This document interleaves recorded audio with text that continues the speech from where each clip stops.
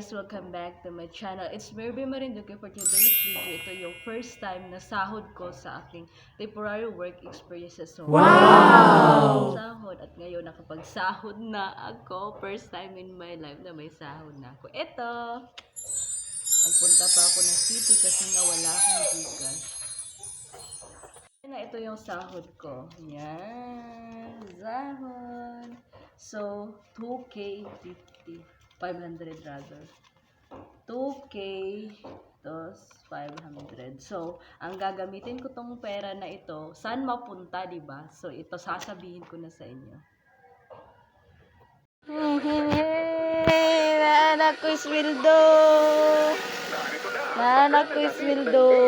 Kwarta Extravaganza 2023. Sa Gensan, 5 ang pwedeng nanalo ng 1,000 pesos at ACS gift bags weekly. Ang isa ang pwedeng nagwagi ng 100,000 pesos sa Grand Draw. Tubig na sa RMN 927 Gensan Station. Sa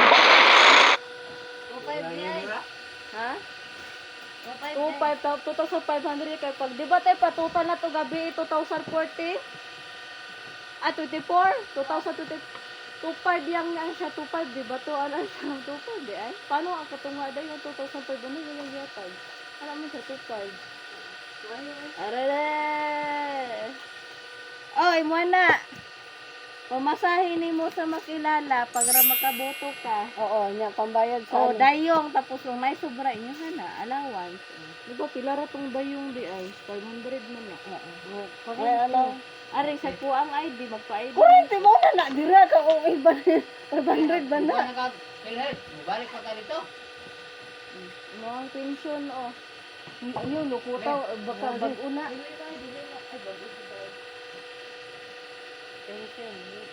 Hindi ko alam Ko saan mapunta ang sahod ko ito na guys. Reveal. Sana all. So, yung 1K nito, 1,500 ibibigay ko sa parents ko, diba? So, dahil pupunta na makilala yung mama ko kasi magboboto kasi election ngayong October 30. So, wala siyang pamasahe. So, tinatamad yung papa ko mag-drive ng motor. Tapos, papuntahin pa niya makilala. Tapos, pagkahapon, uwi pa siya dahil nga kanang magboboto pa siya dito sa Gensan. Pero para hindi na siya makapunta, ito, pang pamasahe ng papa ko, ay ng mama ko rather. Tapos, itong 500 allowance siya. Itong 100 pang pamasahe ng mama ko. Tapos ito yung pang bayad niya sa patay, sa dayong, sa ano. Siyempre, ibibigay ko to sa mama ko at meron din silang allowance na yung sobra nito sa kanila na. Ayan! So, siyempre, meron tayong paggagamitan. Ubos ang pera agad. So, ito naman, sa akin. Ito yung sa akin, guys. Sasabihin ko dito kung anong pinaglalaanan ko ito sa 1,000 ko. So, yung 1,000 ko kasi, kailangan ko nang magpa-PhilHealth ID. Hanggang ngayon, kulurom pa rin ako. Wala akong kahit anong ID. So, kasi tapos na ako mag-aral, student ID yung gamit ko. So, tapos na ako mag-aral, wala akong ID. Paano ako magkasakit ako, di ba? So, buti na lang hindi ako nakatry ng mga hospital, ganyan. Pero magpa-PhilHealth ID ako. So, follow up na lang yung mga pag baka makuha ako, magtatrabaho ako na matanggap ako. So, magpa-SS at saka pag-ibig ako. So, next no, to follow up na lang yun. Kasi nga, ito, yung sobra nito para sa SS pag-ibig ko. Or, syempre, merong kwarta po ng papa. So, pang dagdag niya. At least, diba, meron ako pang bayad sa aking PhilHealth. Ayan. So, syempre, baka may sobra nito. SS pag-ibig. So, ganyan din maglalaan ng pera. So, first time ko nakagunit ang ganitong pera. So, pinaghahaguan ko kahit na nagka-ingron ako, meron na akong sahod. So, ganun pala yung pakiramdam ko pag nakasahod ka na, di ba? 23 yung edad ko, nakasahod na ako ng ganito. Di ba? In my life. So, ayan guys, ito namang 1,500 sa mama ko. So, nasabi ko na to na pala para sa makapamasahin sa pagboto. Tinatabad na mag-drive yung papa ko, senior citizen na kasi kaya ito. Ayan. Ito naman sa akin, pang ano ko, lalaan ko sa akin mga wow! Kailangan ko na magpa-ID, kulurom sa Ruby, wala ID. So, ayan guys, sa inyo pang gagamitan ng pera ko, diba? Ubos agad. Ganyan ang pera. Panghahawakan mo, mawawala din lahat.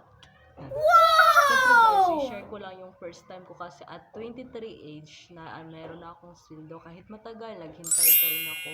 sobrang saya ko dahil nahawakan ko na yung sweldo. Iba pa ng pakiramdam kapag nakasahod ka na. So, yung sahod ko, yung total ko kasi kagabi is 2,024, pero yung pagbigay niya pala, 2,500 pala. Akala ko kasi nga ang day kasi ng araw is 368. Tapos, times mo siya ng 5 days. Kasi hanggang Sabado ako nun, sa Sabado half day. So, ayan guys, i-share ko lang sa inyo kung saan pa naglalaanan yung pera ko. First time in my life. Thank you so much. Dahil naka-experience na ako at first time ko makahawak ng ganito. Pero nasarili mo talagang yung hago ng sarili mong. Siyempre guys, ito 'di ba? Akala ko kasi Palawan. Kasi wala nga akong kasi kaya pumunta ako doon. So pera na, ibigay niya kasi nga wala akong Gcash, buti naman pumayag.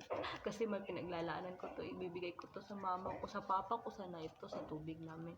Pero kasi walang pamasahe yung mama ko pang boto, ito na lang gagamitin para makaboto siya. Kasi ang papa ko, ako at saka yung kuya ko, dito kami sa Jensen na magboboto.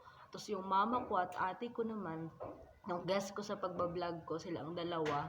May pamasahe na kasi yung ate ko 1K, so ihatid lang sana yung mama ko. So ibibigay ko to para may pamasahe yung mama ko papunta doon.